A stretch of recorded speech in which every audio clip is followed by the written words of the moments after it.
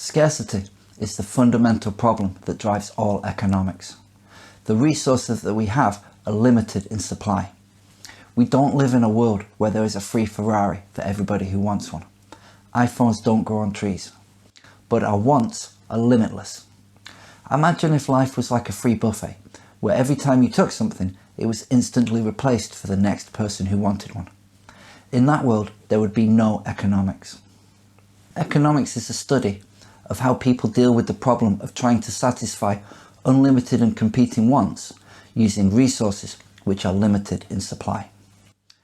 These resources can be tangible resources like beefsteaks, or the cows they come from, or the land they graze on. Or this can mean intangible assets like time or a person's goodwill. You can ask your friend for help, but even with your closest friend, there is a limit to how much help they are willing to give. It's not possible for everyone to have everything they want, because there is no limit to what people want. People who have a house want a bigger house. People who have a big house want a second house. People who have enough money to be comfortable want to be crazy rich. And people who have enough money to buy anything they want on Earth want to go to Mars. There is no limit to what people want, but for most things there is a limit to what people can have. Imagine there was a product that you had which many people wanted. Is there anything you can think of that you could give to everybody and never ever run out? Maybe clean air, but some people benefit from the air being clean and other people benefit from the air being dirty. Or maybe sunshine. If one person goes out to enjoy the sun, other people can still go out and enjoy it too. It doesn't take away from them. But the time that you take enjoying the sunshine is time that you could be spending going to work. And if you have to go somewhere hot and sunny to enjoy the sunshine, then that's money that you need to spend. Humans have to make choices under conditions of scarcity. This applies to individuals, it applies to families, to organizations and businesses, or to society as a whole. Think about some of the choices you've made. Why did you choose the house or apartment that you live in? Maybe you couldn't have chosen anywhere better, but you could have chosen somewhere worse. You could have chosen somewhere that was less convenient, somewhere smaller, somewhere more unpleasant. You could have chosen to sleep on a park bench. Presumably, you made what seemed to you to be the best option available at the time from the limited choices that you had. What do we mean by scarce? Scarcity is when we have to choose between alternatives for how to use a resource. And by choosing one option, we lose out on the possibility of choosing others. Think about a piece of land. How are we going to use it? We could build houses. We could build a shopping mall. We could turn it into an industrial space for factories. Or we could turn it into a park or a nature reserve. And if we are building houses there, are we going to build big houses or small houses? And how do we decide who gets to live in them? Scarcity leads to three fundamental economic questions. 1.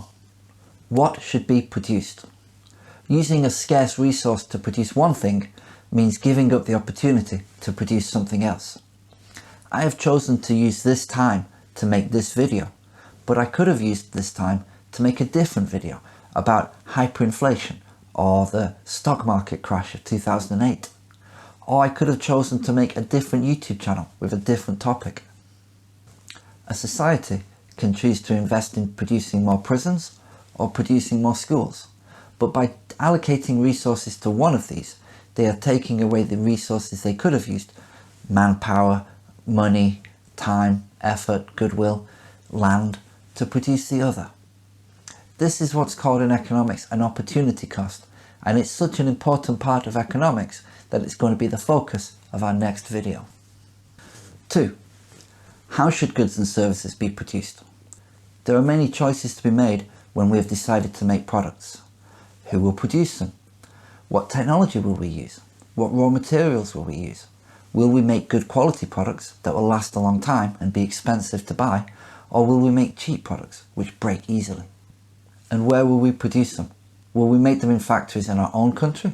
Or will we build factories in a country where labour is cheaper? 3. Who are we producing the goods and services for, and how do we decide who gets them? If there is not enough available for everyone, then how do we choose who can and who cannot have access to these goods and services? In our society, it's typically done with money. In some ways this is not fair, because it means poor people cannot access these things.